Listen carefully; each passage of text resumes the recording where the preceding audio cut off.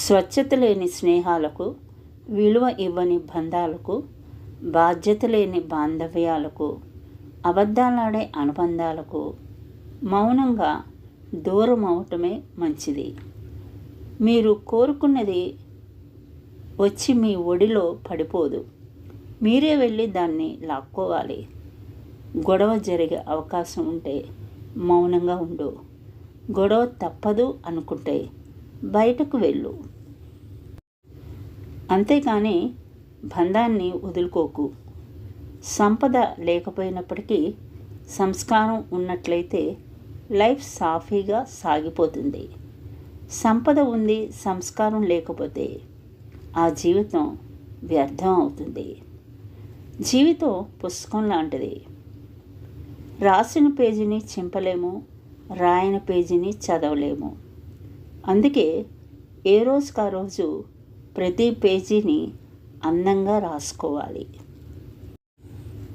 కానీ ఒకటి మాత్రం నిజం, సింహంతో స్నేహం చేయవచ్చు, కానీ గుంట నక్కలతో దోస్తి చాలా ప్రమాదకరం. జీవితం అంటేనే సమస్యలు. ఇక్కడ సమస్యలు శాశ్వతం కాదు, జీవితం మాత్రం శాశ్వతం. అందుకే రేపటిపై నమ్మకంతో జీవించు.